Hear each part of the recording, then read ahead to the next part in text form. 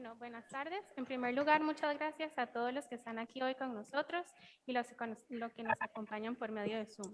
Hoy en el bloque de Innovación y Emprendimiento tenemos el honor de contar con Bernat Añaños, Food Activist y cofundador de Eura.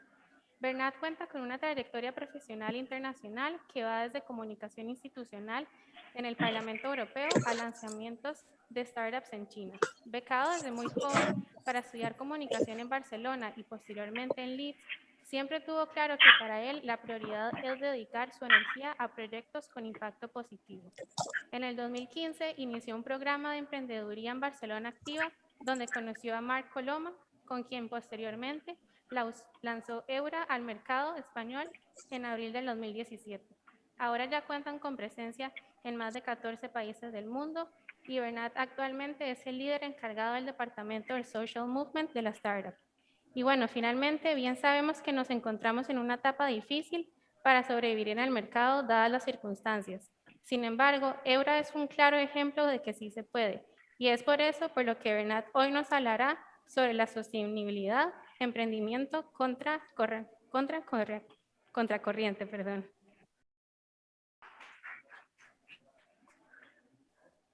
Genial. Ya, la palabra es mía ya. Entiendo que sí, ¿no? Es que está apagado. ¿Sí? Ya. Ok. Genial, pues bueno, buenas tardes. Una pena no haber estado ahí porque os hubiera encantado estar ahí, pero mañana seréis las primeras personas que sabéis qué pasa mañana. Mañana tenemos el primer juicio contra Eura, o sea, ya hay gente que está un poco nerviosa de lo que hacemos en esta empresa y mañana empezamos el primero de los juicios que vendrán, porque cuando intentas romper un poco el statu quo y el cómo van las cosas siempre, pues hay gente que se pone nerviosa, así que no he podido estar ahí por eso. Así que una pena, pero bueno, espero estar cerca a través de esta horita que tendremos. Para mí es muy importante que no os dé la chapa, o sea, que no esté yo aquí 40 minutos dando la chapa y explicando mi libro, porque no creo que sea tan interesante. Lo guay será que podáis hacer preguntas y espero que os vayáis preparando preguntas para el final. A todo esto, cuando me presentan como si fuera casi un presidente del gobierno becado en estado aquí y allí, me da un poco de vergüenza. Al final yo creo que cuando yo me presento diría que soy una persona que me mueve. Hay un ruido, yo no sé quién está gestionando este ruido, pero genial, mucho mejor. Esto, que soy una persona que se mueve por lo que le mueve, ¿no? Por los valores y creo que esto es lo que me describe mucho más que las universidades en las que he estado, se me han becado o no. Y nada, con todo eso me gustaría, aunque solo veo una parte de la sala, a ver cuánta gente conoce ya Eura. Vale. Veo gente eufórica. Sí, eres tú a la que veo. Bueno, guay. Y había bastante gente que conocía Eura. He preguntado porque si ya todo el mundo sabe un poco de qué va, pues ya no lo cuento. Pero lo que hacemos es al final carne vegetal. Y mucha gente nos pregunta, ¿y por qué os decidisteis por carne vegetal?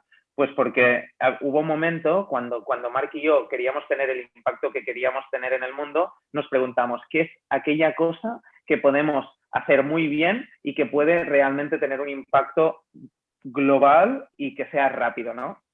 Y pusimos muchas cosas sobre la mesa, desde crear un medio de comunicación que diese voz a empresas como la nuestra o a activistas, a leches vegetales, que ya había muchas, y cuando llegamos a la carne vimos, ¡buah! Al final, todos los momentos favoritos de nuestra vida, casi todos, tienen carne en el centro. Los platos de la abuela, las barbacoas, las bodas, todo tenía carne en el centro. Pero cuando ibas a los sustitutos cárnicos, eran, perdón la palabra, una mierda. O no había en España o en Europa, solo había en Estados Unidos. Y cuando mirabas las listas de ingredientes, daban miedo, parecían la Biblia. Y dijimos, wow, aquí hay muchísima mejora, pero no sabemos mucho de alimentación. Pero bueno, al final todo es rodearse de gente que quiere tener el mismo impacto que quieres tener tú en el mundo y ahí yo creo que cuando tienes un porqué encuentras el cómo porque al final hay muchísima gente que quiere ayudarte a encontrar ese cómo, ¿no? Y esto es un poco Eura, es una misión que se ha hecho empresa, no es una empresa que de repente se ha puesto una misión para quedar bien y disfrazarse, sino que realmente nos tomamos muy en serio lo que hemos venido a hacer. Y esto a veces nos pone en situaciones como la de mañana, ¿no? Pues se nos denuncia porque hacemos activismo desde una empresa que no estamos muy acostumbrados, como mínimo en este país. Pero bueno,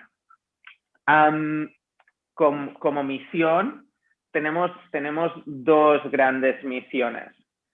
No solo vendemos un producto, que evidentemente es una parte muy importante y se necesitan ventas para ir creciendo en equipo, pero tenemos un segundo producto que es la concienciación, que, o sea, a través de nuestras redes, a través de nuestro altavoz, concienciar a cuanta más gente mejor y cuanto más rápido mejor y cuantos más países mejor, al mayor número de gente de cuál es el impacto que tiene la carne en todo lo que nos importa. Y todo lo que nos importa no solo es lo que mucha gente se imagina de los veganos, pues más puros o iniciales, que eran más los derechos de los animales.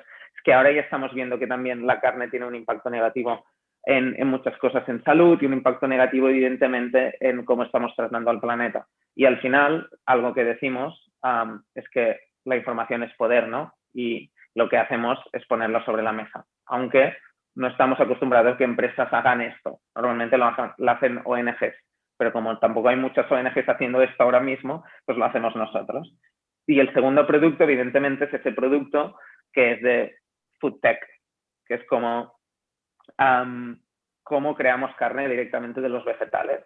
Y lo más interesante aquí es que no hacemos magia, no tenemos a Gandalf y druidas en la sala, tenemos a tres mujeres que hacen I+D, que entienden cuáles son los elementos que hacen que la carne sea carne y los replican directamente desde el mundo vegetal, que al final son cosas tan simples como vitaminas, minerales, proteínas, grasas y agua. Estos son los elementos que hacen que la carne sea carne y después, evidentemente, conseguir una textura que, gracias a la tecnología del siglo XXI y no la del siglo pasado, podemos llegar.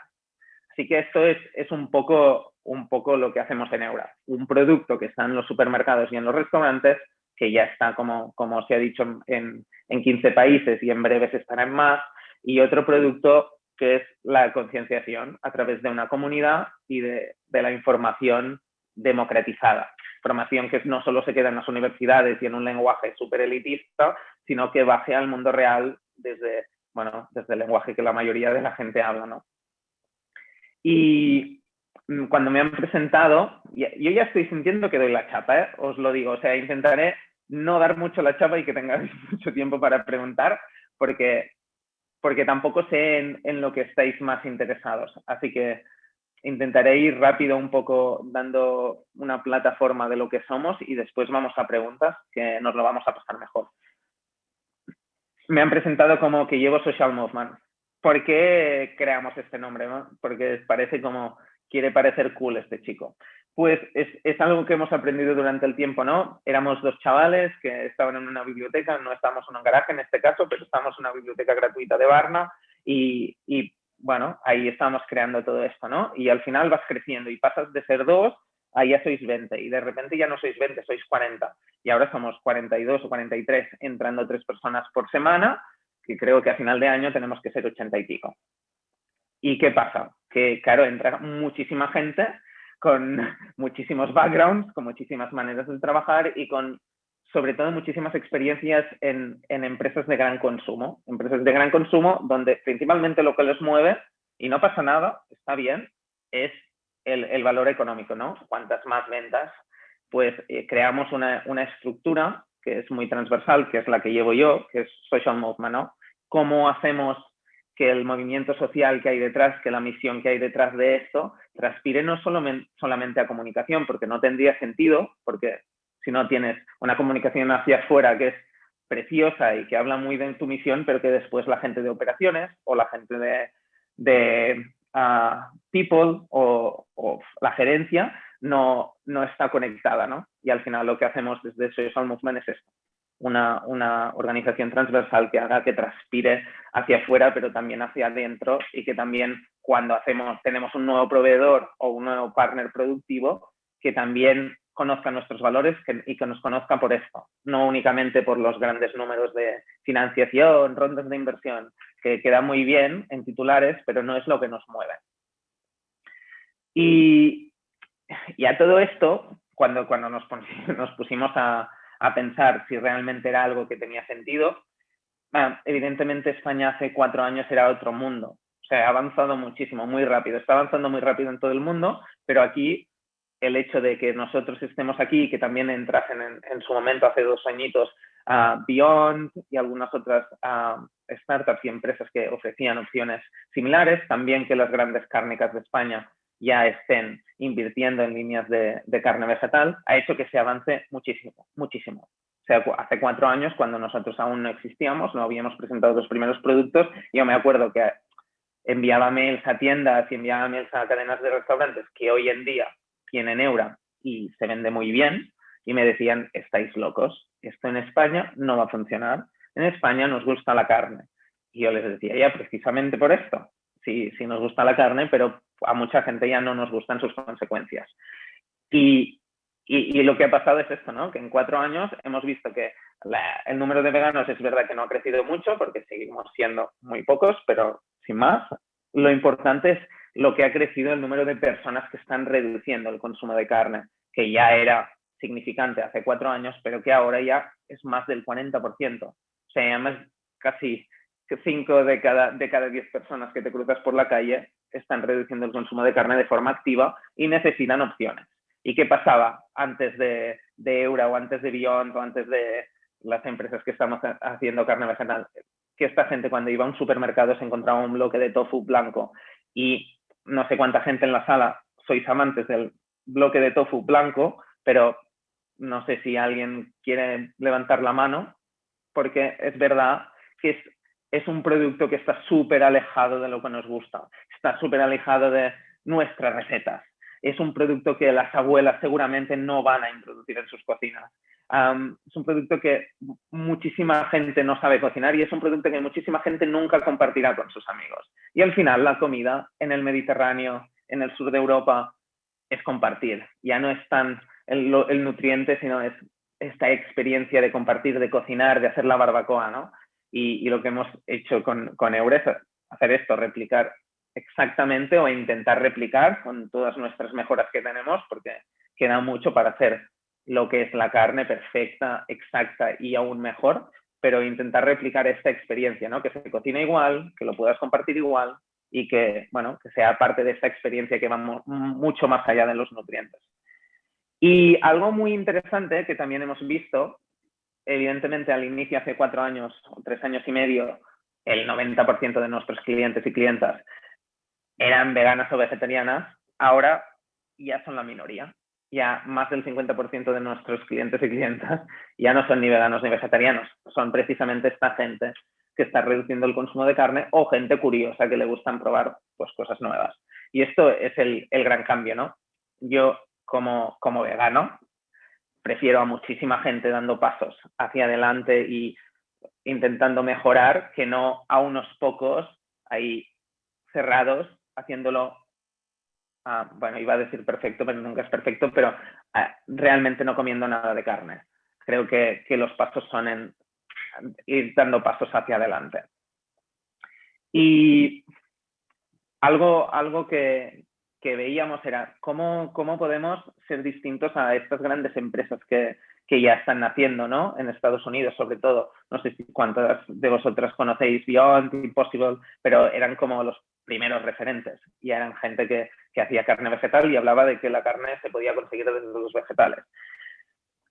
Lo que veíamos en ellos es que habían conseguido replicar la experiencia de la carne, y a mí son productos que me gustan mucho, pero que cuando veíamos los ingredientes sabíamos que como mínimo en Europa habría dificultades. Son listas a las que no estamos acostumbrados y aparte hay muchos ingredientes que desconocemos, que seguramente no son nocivos, pero como consumidores cuando no conocemos algo nos pensamos que es malo. Y ahí, bueno, es otro tipo de educación que se tiene que dar a los consumidores y consumidores, pero bueno, no nos podemos poner en todas las luchas. Y pensábamos, vale, el tofu tenía un problema, que es que la experiencia sensorial a mucha gente no le gusta, pero sí que a nivel nutrientes son productos súper completos, está muy bien. Después, toda esta primera generación de carnes vegetales tenía la experiencia sensorial, súper bien, pero nutricionalmente no tenía lo bueno del tofu. Y nosotros estuvimos pues 2 años intentando coger lo bueno del tofu en nutrientes y lo bueno de la primera generación de carnes vegetales. Y ahí es cuando nosotros a nivel titular de prensa pues creamos esta segunda generación de la carne vegetal para explicar que realmente hemos puesto mucho foco en poder poner esta mediterraneidad a todos nuestros procesos, usar muy pocos ingredientes, aceites de altísima calidad, cuando la mayoría de la industria está usando aceite de coco, que es súper saturado. Nosotros usamos aceite de oliva virgen extra y esto pues lleva dificultades a los que, si hay gente aquí en la sala que está muy interesada en food tech, después respondo preguntas, pero ha sido un retazo conseguir lo bueno del aceite de coco, que es la densidad, el hecho de que sea compacto, directamente de un aceite que es líquido, que es el aceite de oliva virgen extra. Ahí ha sido un reto, pero que bueno, que desde la tecnología se pueden conseguir a la mayoría de retos.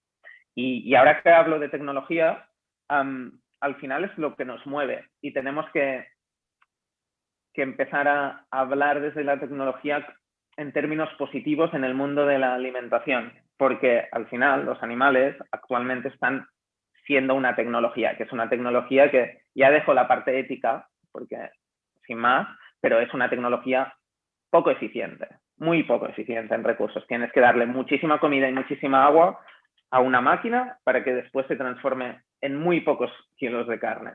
Hay formas mejores. Y al final, esto, cuando decimos pasar de esta tecnología que creemos que ya está bastante obsoleta y pasar a una nueva tecnología que está más conectada con los retos y los valores del siglo XXI, es algo que ya ha pasado en todas las industrias. Creo que la de la carne es casi la última que le toca, porque cuando vemos cómo iluminábamos las casas, se usaba aceite de ballena hace centenares de años.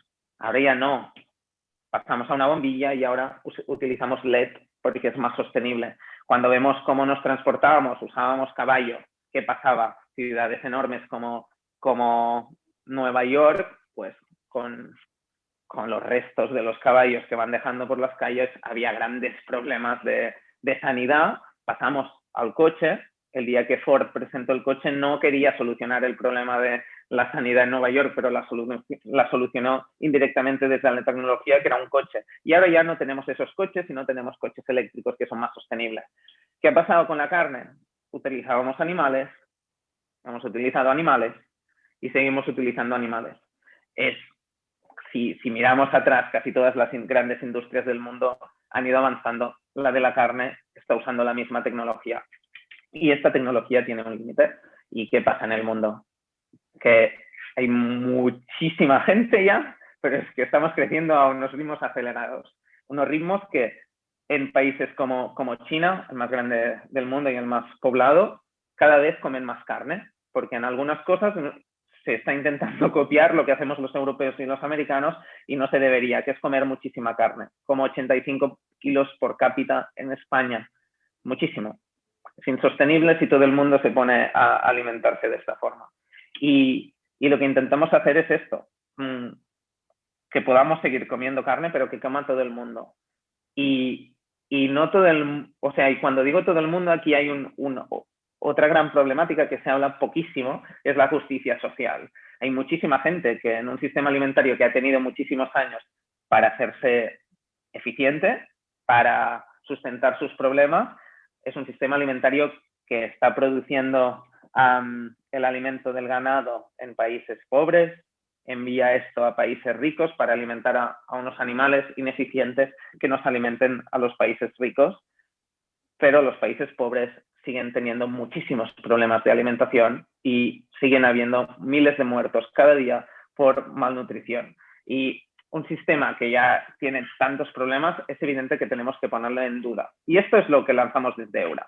Y desde Eura decimos, tenemos que empezar a ver esto como una oportunidad de país y de mundo, podemos hacer las cosas mejor, se pueden hacer mucho mejor. Y lo que tenemos que empezar es a señalar el problema, porque últimamente, los últimos años, hemos escuchado mucho los problemas de El plástico, el food waste, son grandísimos problemas, pero estos dos son menores que el de la carne. Y el de la carne parece ser que hay mucha gente que no le interesa que se hable, ¿no? Que realmente lo pongamos en el centro del debate.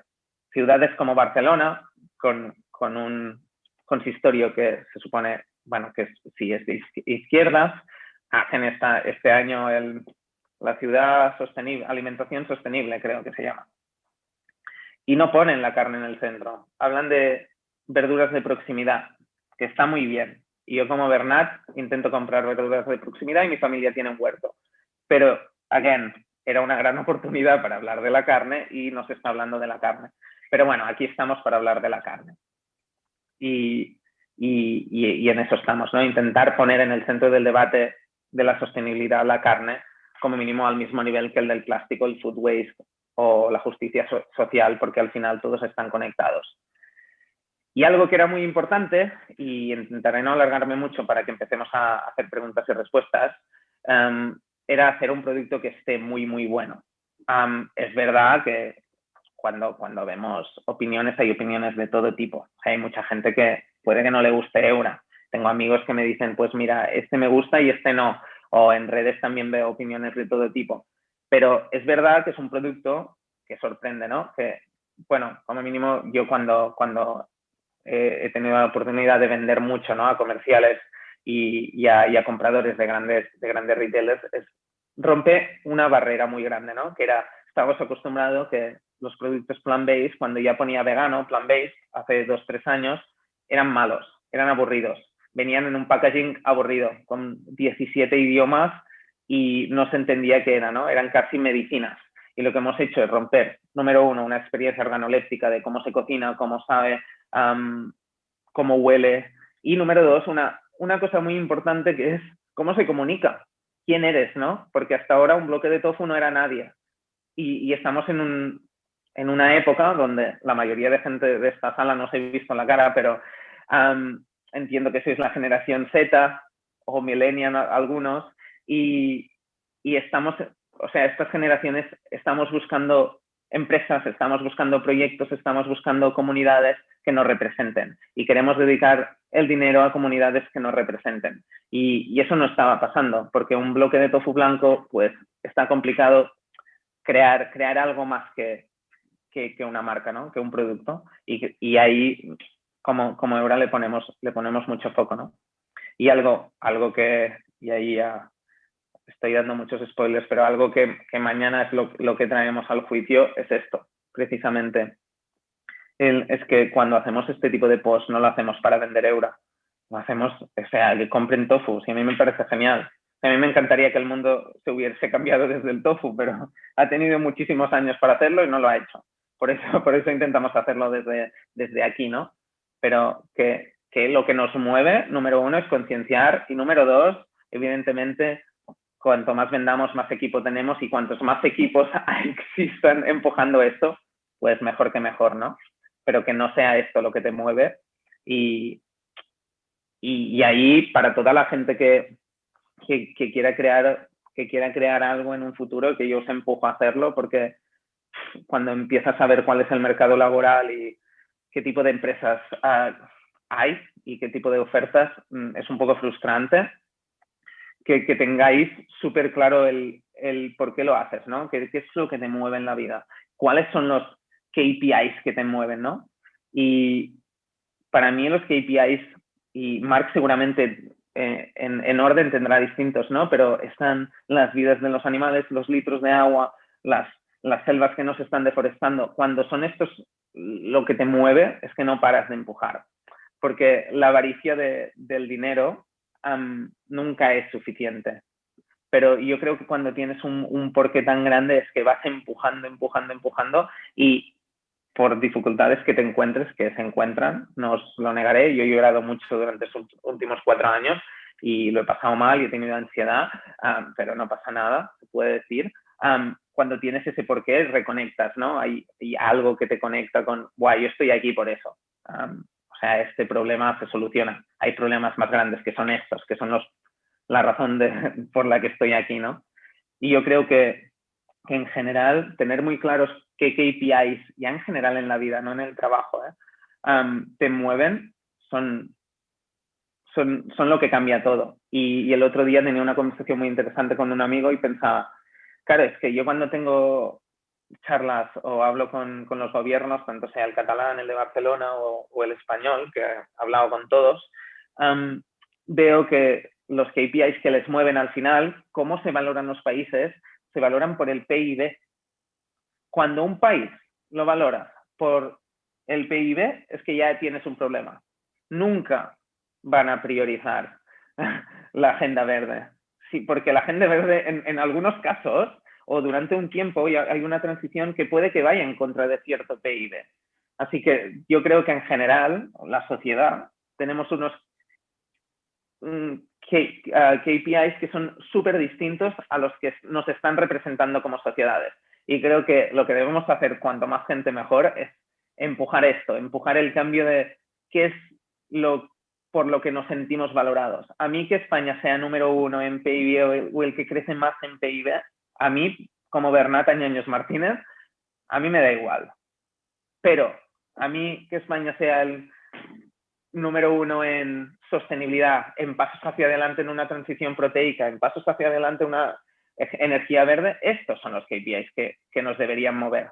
Y yo ahí siempre empujo a todo el mundo a intentar valorar menos. Y ahí, y bueno, ahora digo lo que pienso de cómo lo hacemos en Eura, pero ya ahí empujo a que todos lo hagamos también a nivel personal, ¿no? Y, por ejemplo, a mí cuando salen muchas noticias de Eura ha facturado 8 millones en 2020, me aborrecen porque, número uno, no hay contexto, es un número y parece mucho, pero en realidad perdemos dinero porque invertimos más. Y me gustaría más que se hablase de cuál es el impacto en sostenibilidad. Y ahí es un cambio sistémico, porque yo cuando hablo con los medios y ellos sacan este titular, la mayoría de veces le he puesto mucho más foco en decir hemos salvado 400.000 vidas o hemos tenido este impacto en recursos o estamos hablando de paridad de precio para 2025 y esto es lo que me parece realmente importante. Pero como sistema actualmente lo que nos mueve sigue siendo el PIB, la facturación, la ronda de inversión, el dinero, dinero, dinero, dinero. Y desde el dinero, dinero, dinero no conseguiremos llegar ni a la Agenda 2030, pero tampoco a la Agenda 2050, porque o cambia el sistema o estamos dentro de un sistema que está muy alejado de conectar con estos grandes retos que tenemos como sociedad. Y no sé, creo que llevo media hora. A mí me gustaría que tuviésemos media hora para preguntas y respuestas porque no sé en realidad de qué estáis más interesados e interesadas y me gustaría que tuvierais el tiempo de preguntarme e intentar responder y decir cosas con sentido y no daros la turra. Bueno, primero muchas gracias por la ponencia. Nos pregunta Irene de Zoom, ¿cuál es el perfil del consumidor de Eura? ¿Ha cambiado mucho estos años? ¿Hay muchos de la generación Z? Sí, como ya he comentado antes, al principio eran veganos y vegetarianas, pero el principal hecho es que estábamos en tiendas veganas y vegetarianas, donde principalmente van personas veganas y vegetarianas.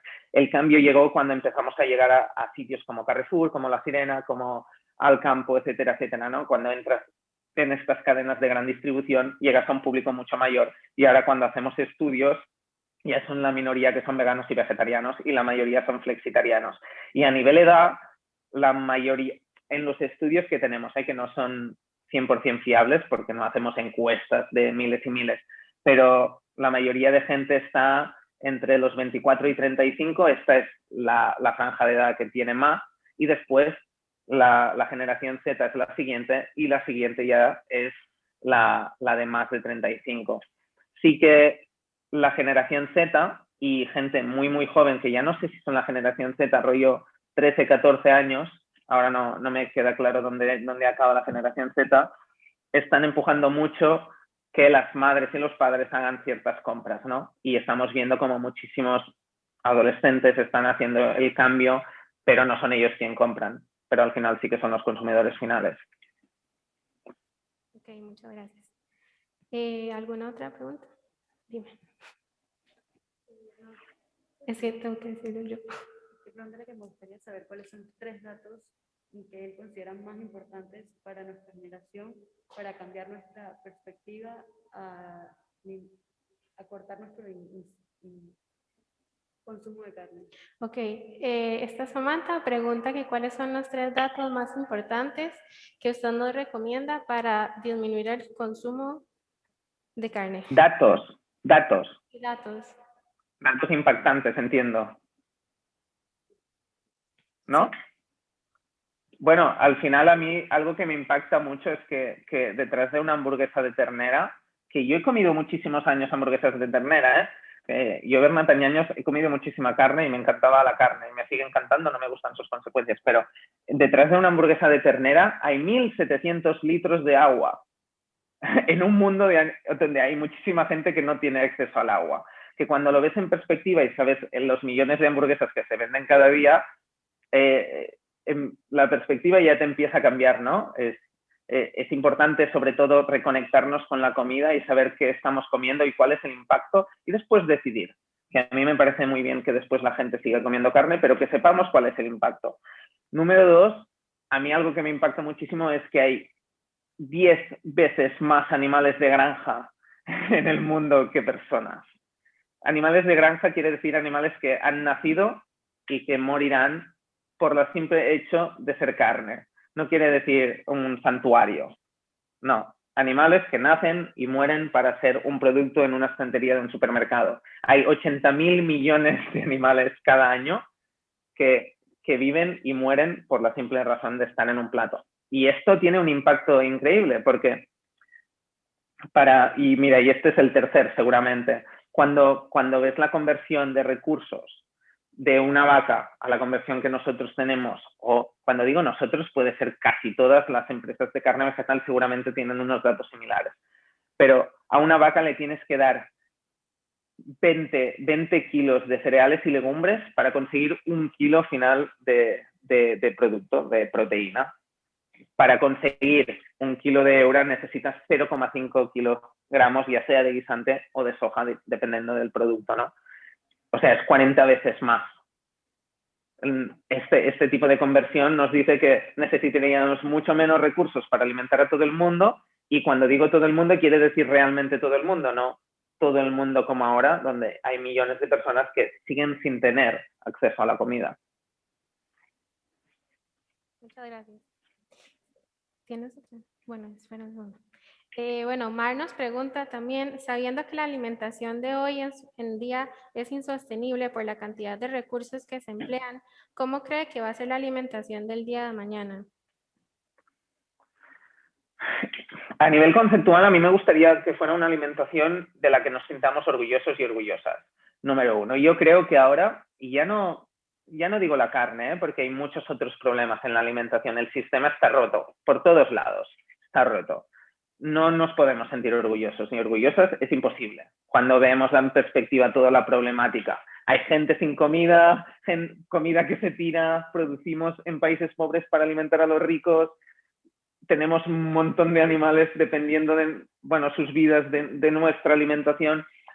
Hay una problemática, y hay zonas, para también criticar ciertas problemáticas en el mundo 100% vegetal, hay zonas de México y de Chile que se están quedando sin agua y el subsuelo está quedando destruido por la producción masiva de aguacates, por ejemplo, o de quinoa. O sea, que hay muchas problemáticas en el sistema alimentario y que no nos podemos sentir orgullosos y orgullosas. Así que espero que sea una alimentación de la que nos sintamos orgullosos, y yo creo que será una alimentación muchísimo más vegetal de lo que nos imaginamos a día de hoy. Hace 5 años, cuando veíamos las tendencias, los grandes números que se lanzan en informes, se hablaba de que la carne vegetal iba a ser una tendencia, es verdad, no sería una moda y bajaría, sino sería tendencia, pero que crecería a unos ritmos bastante bajos. Ahora los últimos estudios ya dicen que en 2040 ya la carne de origen animal será minoritaria. Ya dicen que solo el 40% de la carne será de origen animal y el 60% se repartirá entre vegetal y celular. Y estos son datos muy heavy, porque quiere decir que lo que ahora somos en todo el mundo, un 0,8, 0,7, 1% de la carne total, pasa a ser un 60% cuando algo que es el 99 pasa a ser un 40. Y esto, 2040, es mañana, casi. O sea que yo creo que los cambios, cuando veamos en 5 años, estaremos en un punto donde la carne de origen vegetal será más barata, número uno, que la carne de origen animal, porque las subvenciones que ahora mismo se reciben en el sistema alimentario para que la carne sea tan barata ya no irán a la carne de origen animal. Los IVAs serán menores, espero que sean menores los de los productos que tienen un impacto positivo. Todo esto que ahora está un poco más caro y parece un poco más premium será una commodity, será algo que estará a un precio súper asequible y democrático, y la carne de origen animal se irá haciendo más premium a precios más elevados y cada vez se irá consumiendo menos. Ok, muchas gracias. Bueno, la otra pregunta también es de Mar y dice, hay pocos veganos y vegetarianos que somos los que les conocemos, pero ¿cuál es su estrategia para llegar a la gente que come carne? Porque en España, como bien ha dicho, es algo que gusta mucho. Y también la otra es, entiendo que los precios elevados sean por falta de demanda, pero puede ser que haya gente que por su precio no compre tanto como lo que le gustaría. ¿No habría otras maneras de bajar los precios para que sea más accesible para todo el mundo? Me encantan las preguntas, gracias Max. Número uno, estrategia de llegar a más gente. Es nuestra obsesión. O sea, ya sabemos que este 1% o 0,8%, no sé, depende del dato, de veganos y vegetarianos, la mayoría ya nos conocen.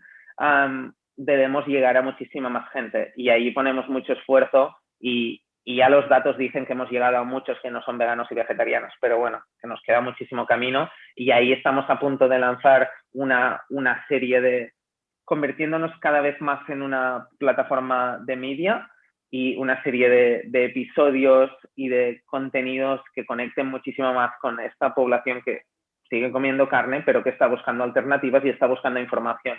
Y ahí esperemos conectar. Algo que también hacemos es seguir expandiendo geográficamente, porque lo que no puede ser es que únicamente estas opciones estén en las 5, 6, 10 grandes ciudades, sino que tiene que estar también en las ciudades más pequeñas y en los pueblos, ¿no? Porque yo cuando voy a mi pueblo de Girona no hay opciones, no hay ni tofu en mi pueblo, es que no hay ni tofu, ni Nestlé con su Garden Gourmet, no hay nada. O sea, esa gente en ese pueblo no puede decidir, no hay democracia, no hay opción y lo que debemos hacer es empujar mucho que esté en todos lados. Y esto conecta con el precio, con esta segunda parte de la pregunta. La obsesión del grupo del departamento de operaciones de esta empresa es bajar los precios. Y para bajar los precios tienes que ser más eficiente en toda la cadena de valor. ¿Qué pasa? Que actualmente es una cadena de valor que, número uno, produce poco, aunque facturemos 8. Cuando lo ves en perspectiva del sistema alimentario, 8 es nada, son peanuts. Con esta demanda que crece, pero aún no es muy grande, ir mejorando cada uno de los puntos de la cadena de valor, desde la logística a la compra de materias primas, a todo, para ir bajando el precio. Nuestro hito, lo que nos ponemos sobre la mesa, es que en 2025 haya paridad de precios. Eso quiere decir que el pollo esté al mismo precio kilo que el pollo de origen animal, que las hamburguesas estén al mismo precio que la media de las hamburguesas de ternera, y el resto de productos que iremos lanzando también estén en paridad de precio, porque la obsesión es democratizar los precios, porque sin opciones no hay libertad, pero no se vale decir sin opciones, claro, 10 veces más caras, eso no es libertad, porque hay muchísima gente que no tendrá acceso y debemos crear productos que tengan a los que todos tenemos acceso. Y ahí las instituciones tienen un papel muy interesante, que si quieren empujar que este tipo de productos sean más accesibles, se pueden incentivar IVAs positivos para estos productos más bajos o IVAs negativos, IVAs mayores a productos que tienen un impacto negativo. Países como Dinamarca ya están debatiendo en el Parlamento de subir el precio con el mismo IVA del tabaco a la carne de origen animal. ¿Por qué? Pues porque quieren que los daneses y las danesas consuman menos carne de origen animal y lo hacen desde incentivar pues precios mayores o precios menores en caso si fuera carne vegetal. Y ya por último, no sé cuánto sabéis de los presupuestos de la Unión Europea, pero cuando ves los presupuestos de la Unión Europea, más del 50% van al sistema agroalimentario y la mayoría de este porcentaje va en cualquier punto de la cadena va a incentivar que la carne de origen animal y los productos lácteos, al final productos de origen animal, tengan un precio más democrático, porque hasta ahora, y esto tiene sentido, hasta ahora se han visto estos productos como necesarios y como vitales y como que todo el mundo tiene que tener acceso a ellos. Pero ya estamos viendo que hay otras maneras de hacer las cosas. Así que espero que las instituciones empujen también hacia allí. La siguiente pregunta es de Alessandra y bueno, son dos. Son un poco más de emprendimiento. ¿Cuáles son las cosas más importantes que has aprendido de emprender y tips para mantener una comunidad activa en redes? Pues el principal aprendizaje es que nos lo tenemos que creer más. Y suena mucho a cliché, pero yo algo que he aprendido mucho es que también se puede cambiar el mundo desde Barcelona, se puede cambiar el mundo desde Navarra, se puede cambiar el mundo desde Jaén y desde cualquier ciudad del mundo. Estamos en un mundo hiperconectado y que ya no vale la excusa de es que en Silicon Valley lo tiene más fácil, es que en Londres lo tiene más fácil, o mi papá no tiene suficiente dinero. Hay maneras. O sea, se puede. Sí que es verdad que puede haber más dificultades dependiendo del sitio y de los recursos que haya. Pero ya os digo que Marc y yo no teníamos recursos. Trabajamos veranos para conseguir unos recursos para poder hacer las primeras producciones.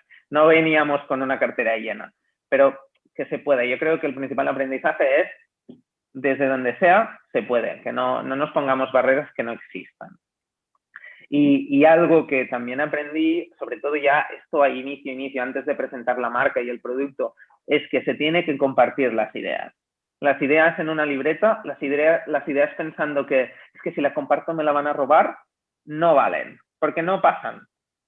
Seguramente la mayoría de cosas no las harás solo, necesitas compartirlo. Por lo tanto, tienes que estar muy seguro de que tú eres la persona que puede ejecutar esto de una forma correcta y después con el corazón, y puede que te metes una hostia, pero bueno, se la vi, compartirla con la gente que crees. Evidentemente no hace falta que lo pongas en Instagram, pero compartirlo es muy importante y sin miedo, porque es ahí cuando empiezan a crear sinergias. Nosotros, si en su momento no hubiéramos empezado a compartir nuestra idea, que era hacer carne vegetal, seguramente lo hubiéramos hecho mucho peor. ¿Por qué? Porque de repente vimos, wow, esta nutricionista nos quiere ayudar y este chef, guay, creamos un equipo que era brutal y lo creamos porque compartimos. Si no, se hubiera quedado ahí y puede que Marc y yo, sin conocimientos de muchas cosas, hubiéramos creado algo peor, que seguramente ahora mismo ya no sería una empresa, hubiéramos fracasado y ya estaríamos haciendo otras cosas.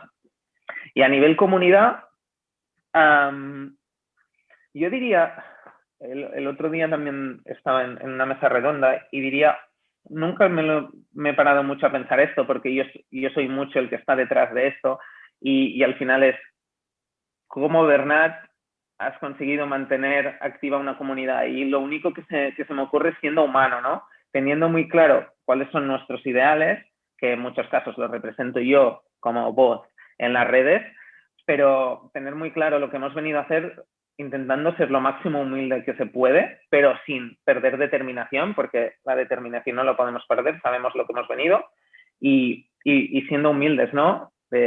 Cuando la cagamos, yo muchas veces he salido, guau, pues sí, la hemos cagado, ya está, mira, podríamos haberlo hecho mejor, no pasa nada.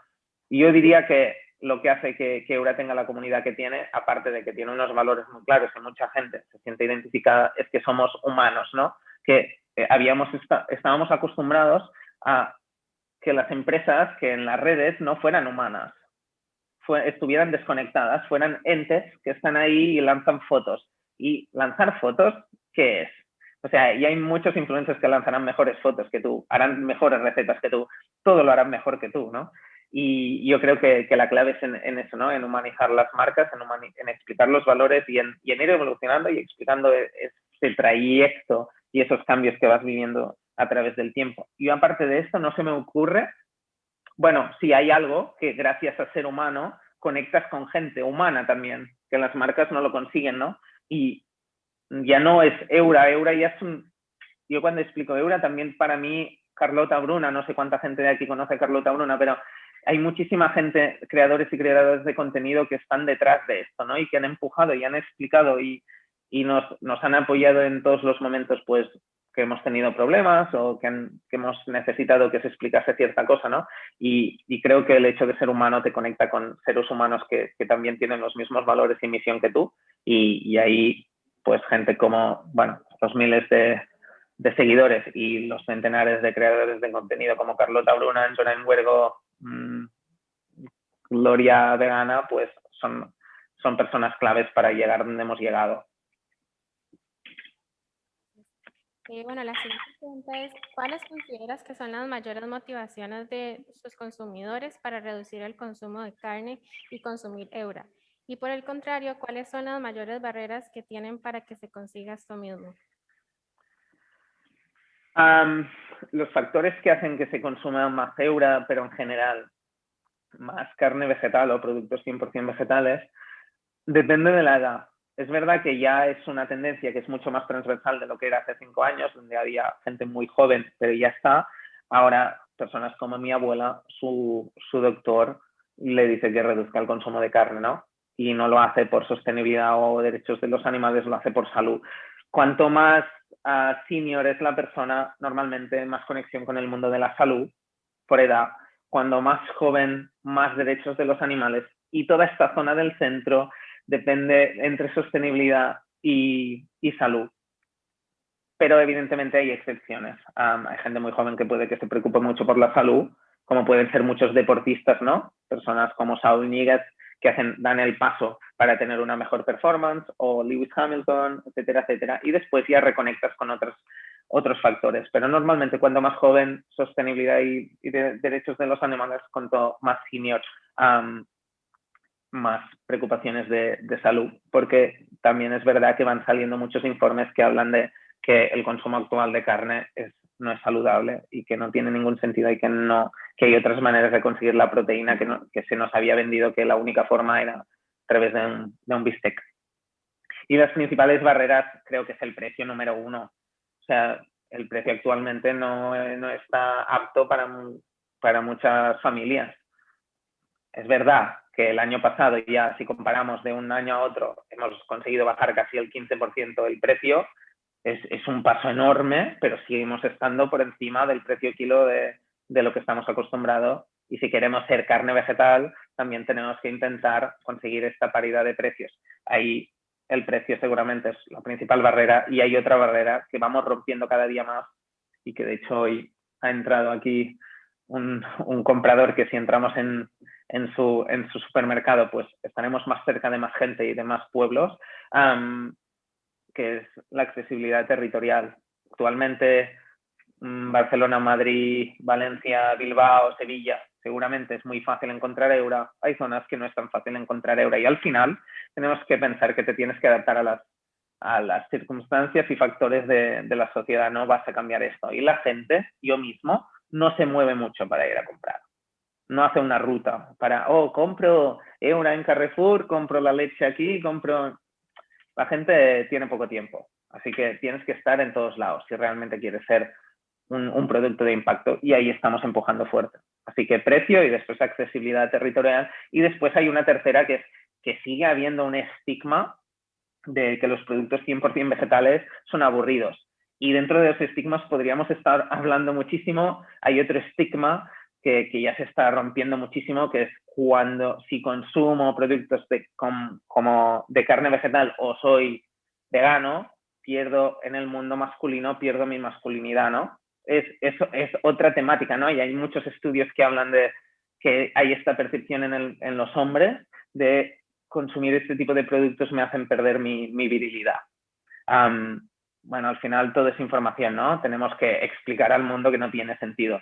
No hace falta que hagamos bandera de si eres más masculino o menos masculino, simplemente de que no ganas ni pierdes, ¿no? Que son productos para todo el mundo y que tienen este impacto, y esto es lo importante y donde debemos poner el foco. Sí, muchas gracias. También nos preguntan cómo crees que va a evolucionar el mercado de sustitutos de la carne en los próximos años. Pues es que va a ser brutal. O sea, todas las cárnicas, número 1, ya están apostando, pero apostarán muchísimo. Eso empujará a que se conviertan O sea, que esté en todos lados, que esté en marca blanca, que existan muchísimas marcas, que muchas mueran porque no tienen, o sea, al final hay un espacio que es reducido, ¿no? No podemos crear aquí 150 marcas de pollo vegano porque no hay espacio para todas. Y será, o sea, en 5 años cuando veamos un lineal de un supermercado, ya no será el lineal de la carne de origen animal o la carne vegetal, será el lineal de la proteína. Y la proteína cada vez será más variada, porque hasta ahora hemos entendido que la proteína venía de los huevos y de la carne de origen animal, y ahora estamos viendo que hay un montón de proteínas en el reino vegetal que son súper nutritivas, que son súper sostenibles y que nos permiten llegar a texturas que nos gustan mucho y que puede que nos gusten más incluso que lo que estamos acostumbrados con la carne de origen animal. Yo creo que estamos como redescubriendo el reino vegetal, ¿no? Yo creo que lo teníamos muy olvidado y que solo pensábamos en ensaladas y 4 legumbres, y estamos viendo que desde el reino vegetal podemos llegar a un montón de experiencias a las que no nos pensábamos llegar.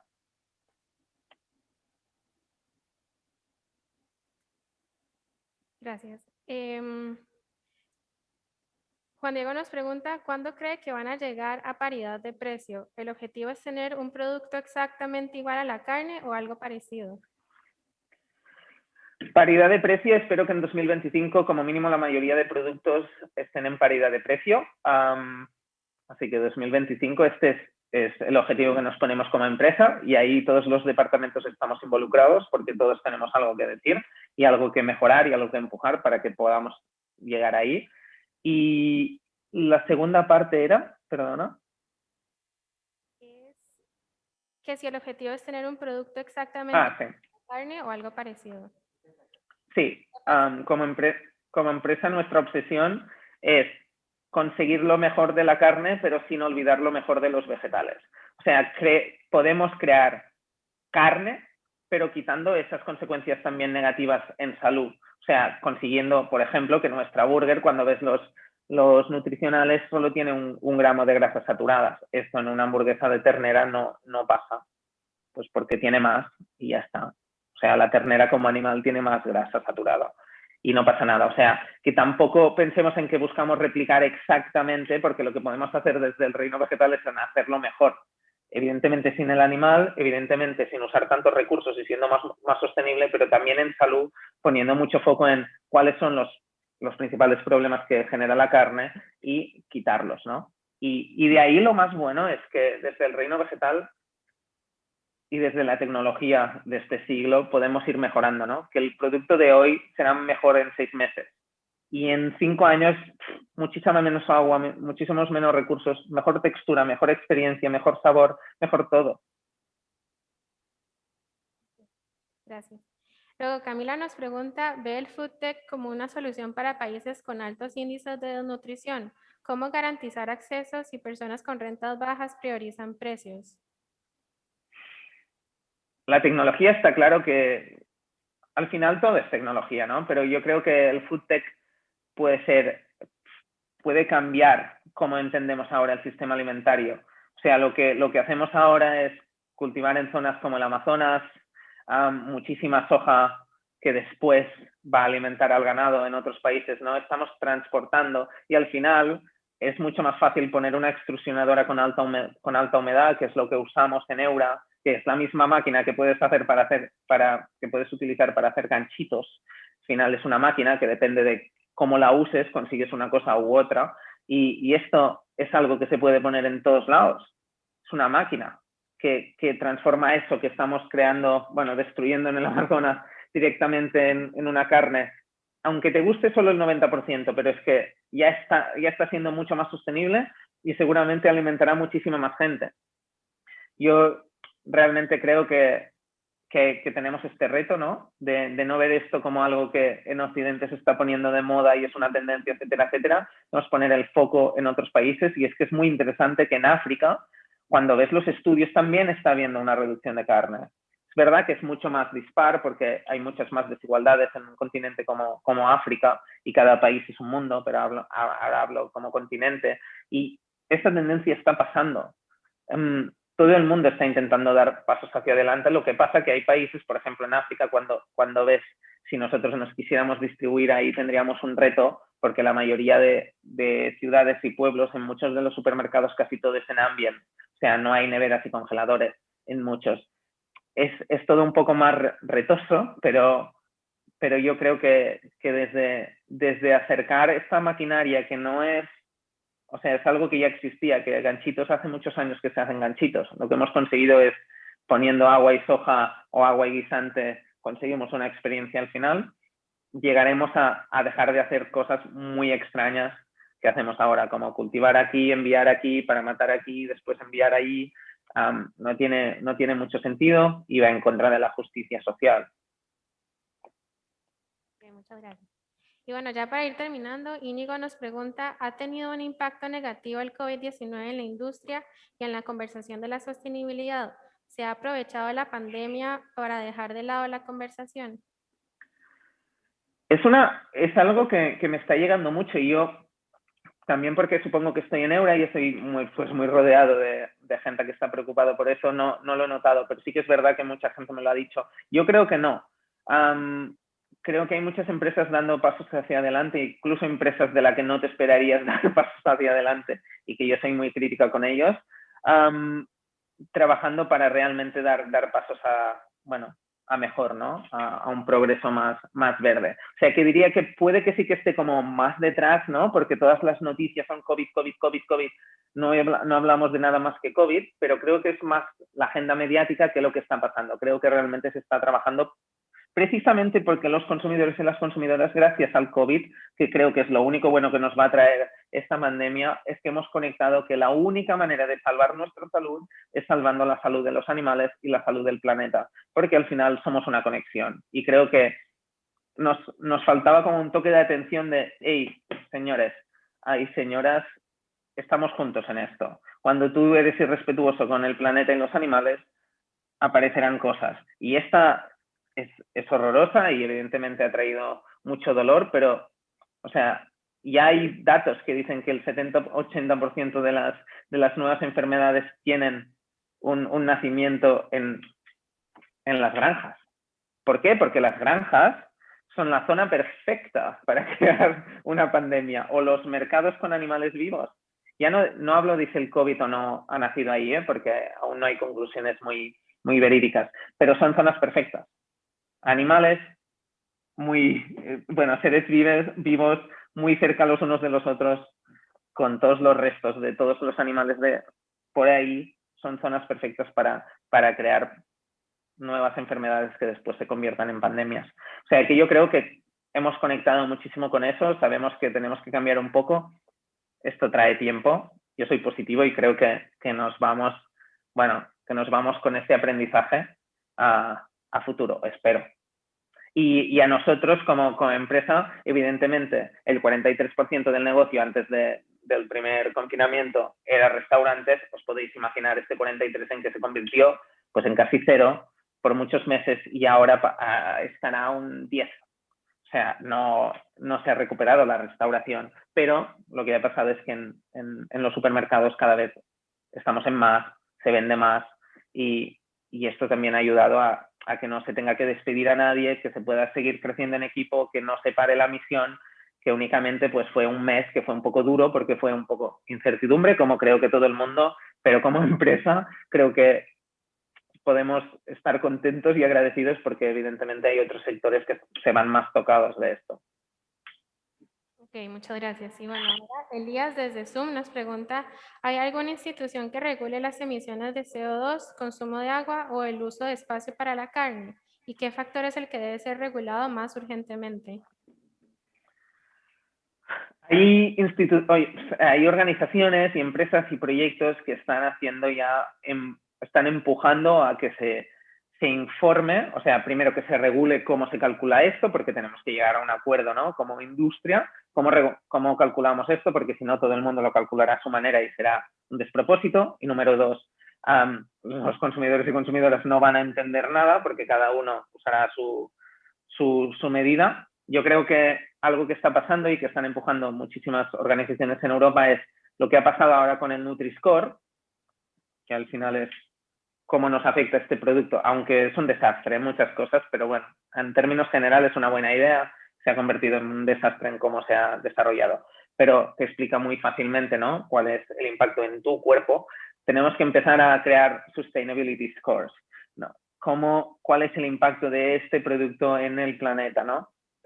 Y ahí pues hay muchas ideas sobre la mesa. Estamos en una organización que hace lobismo en Bruselas para empujar que esto pase cuanto antes, y hay gente que habla de centrarlo todo en el CO2, o hay gente que habla de crear un semáforo que sea como más holístico y que una CO2, agua, área. Yo creo que al final tenemos que, más que pensar qué es lo que creemos que va a funcionar, sino cómo bajamos unos datos de los que estamos súper desconectados, porque nunca hemos visto cuál es el impacto de un producto en el planeta. Sí que hemos visto los ingredientes, hemos visto los nutricionales, ahora hemos visto los Nutri-Score, pero no hemos visto los impactos en sostenibilidad, de hacerlo de una forma muy simple que nos ayude muchísimo a reconectar con lo que ponemos en el plato, porque si de repente te das cuenta que en el plato tienes, en un plato, estás cenando y tienes 3.000 litros de agua, no sé cuánta área, medio animal, etcétera, etcétera, seguramente nos miramos distinto el que estamos comiendo, ¿no? Y yo creo que al final lo que cambia el consumo, lo que cambia la manera en cómo nos comportamos es la información, y yo empujo mucho en estas reuniones porque muchas veces volvemos al mundo súper elitista de información súper difícil de descifrar, a bajarlo a un mundo súper gráfico, a un mundo súper fácil, a unos números súper comprensibles que se pongan en contexto, porque a mí si me dicen 0,4 metros cuadrados de área, sinceramente no sé si es mucho o poco. O sea, hacerlo de una forma que sea comprensible para todo el mundo. Ok, bueno, ya para cerrar, tenemos la última pregunta. ¿Qué ha supuesto para Eura que Mercadona haya apostado por ellos para impulsarlos como startup? La verdad, estamos en un programa que es corporate con ellos, no hemos entrado en el supermercado, y es verdad que salió muchísimo en medios porque es como muy mediático, ¿no? Oh, lanzadera Mercadona apuesta por Eura. Es una gran noticia, ¿no? Que un supermercado como este, que no, el 30% de los productos en los hogares españoles están comprados ahí. O sea, es una locura, es un caso atípico en todo el mundo. Apostara por una startup como nosotros hace 1 año y medio, que éramos mucho más pequeños y mucho más nicho y mucho menos reconocidos, es una muy buena noticia. Hemos estado en muchos programas aparte del suyo, ¿no? Como el de Basque Culinary Center o muchísimos otros. Al final esto te da algo que es el networking ahora mismo. Si hubiéramos entrado, que quién sabe en un futuro, en Mercadona, pues nos hubiera dado entrar en casi el 30%, o la oportunidad de entrar en casi el 30% de los hogares de España.